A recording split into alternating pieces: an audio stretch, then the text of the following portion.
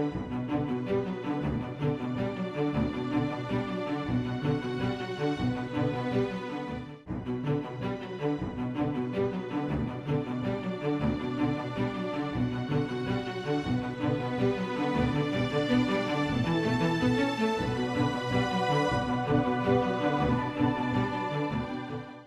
to this month's emergency prep video.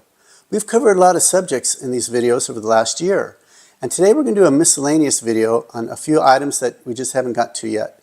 We're going to talk about pets, medical, and additional items to keep on hand during an emergency.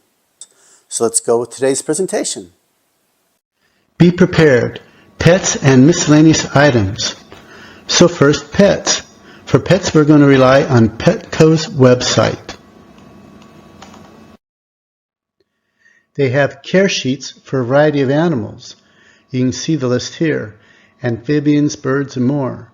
So you'll want to look up the care sheet for your type of pet. They're written by and approved by veterinarians. Included in these care sheets is information for emergency situations.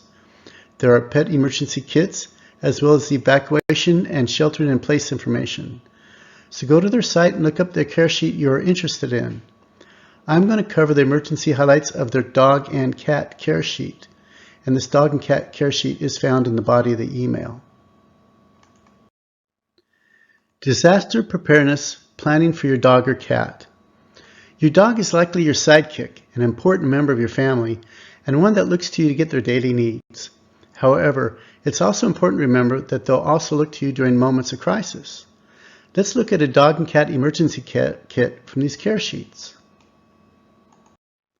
So there's a surprisingly long list of items on these care sheets. I doubt people will create such a comprehensive kit. Many people would simply take what they have, like food and water you're using, and not store extra just to have a kit. So I'm going to hit just some of the highlights. Recent photographs of your pet. Updated health, vaccinations, and registration records. Microchip number. 2-week supply of medications as needed. Travel food and water dishes, carrier crate or kennel, waste pickup bags. Start a buddy system with someone in your neighborhood so they will check in on your dog or cat during a disaster in case you aren't home, agreeing to do the same for them. Know where the animal shelters are in your area. Since pets are not typically permitted in Red Cross shelters, look for shelters ahead of time. Research motels and motels outside your immediate area to check on policies of accepting pets, such as any restrictions on number, size, or breed. Also ask if no pet policies would be waived in an emergency. Make a plan with friends and relatives outside your immediate area where you can stay with your pet if needed. Again, read the care sheet for the full list. Evacuating with your dog and cat. The most important thing you can do to protect your dog and cat is to take them with you when you evacuate. If you leave while a disaster may come near your home, even if you think you may be gone only for a few hours, take your pet. Once you leave, you have no way of knowing how long you'll be kept out of the area, and you may not be able to go back for your pet. Pets left behind in a disaster can easily be injured, lost, or killed. In any case, never leave your dog tied or chained outside. If you must leave your dog, leave them in a room without windows, such as a bathroom, garage, or laundry room. Make sure to provide plenty of food and water. Leave a note outside the door and outside your home in a visible spot, advising the location, type of dog, and your contact numbers, as well as the number of your veterinarian. If your pet is not allowed at the temporary shelter, contact friends, family, veterinarians, or boarding kennels to arrange for care. Make sure to supply medical and feeding information, food, and medicine with your pet. There's also a section on sheltering in place with your pet. You can read through that on the website. So that's it for pets. The invitation is to think of this in advance and come up with a plan. Next, we cover some miscellaneous items. Miscellaneous emergency preparedness items. First is money. There are two different issues with money. One could be called family finance, where you have a minimum of a few months' savings. The second item is to have cash on hand for emergencies, like if communications are down and ATMs aren't working. Cash will be needed. Even barter could come into play. You want to store small denominations, ones, fives, tens. There may be goods to buy, but changing larger bills may be a challenge. Investment coins, probably more like silver. You don't want to have gold coins. Who would want to give change for a $2,000 gold coin? Medical. Medicines.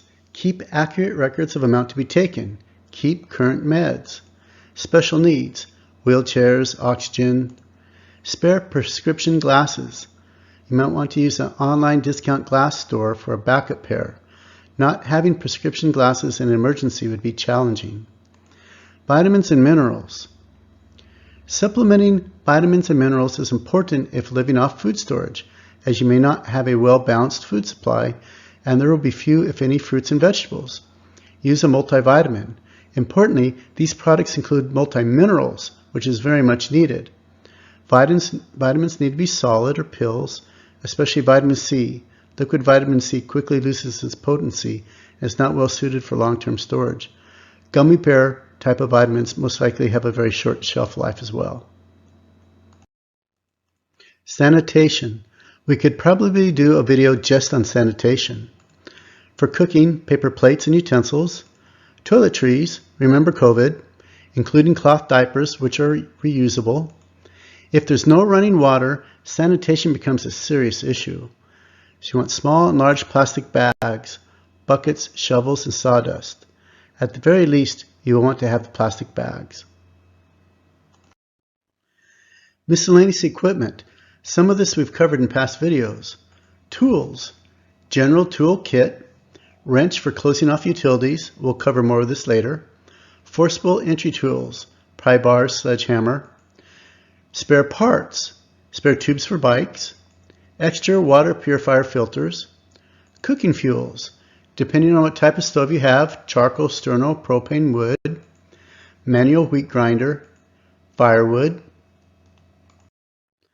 Batteries. Make sure you have the current type for your equipment. Flashlight and candles. Radios. Fire extinguishers. Clothing. Plan for all weather conditions. Bug out clothes, extra shoes, socks, underwear. Think no internet. Would you need a map, how-to books, repair gardening books, pesticides for gardening, entertainment, especially for kids. In the past, we did a water storage and purification video. However, there's an important product ad that we did not cover that will enable us to test water quality, both water testing kits and digital water testers. Testing drinking water will take the guesswork out of our water purification efforts.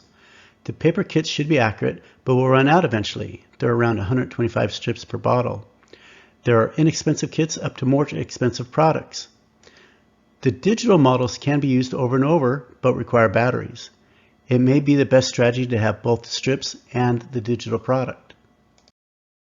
Here we have a challenge. These test kits with the 125 strips are for chemical impurities. However, testing for bacteria is far more expensive. Some of these chemical kits come with 2 tests for bacteria. Additionally, you can buy bacteria-only kits, but you will only get 1 to 4 tests for bacteria for a similar cost. Additionally, the chemical strips give results in 2 to 3 seconds. The bacterial kits take 6 to 24 hours for results.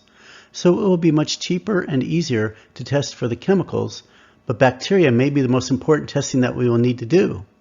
And because of the cost of testing, may need to be done more infrequently. Purchase what you can. So that's it for pets and miscellaneous items. Thanks for watching.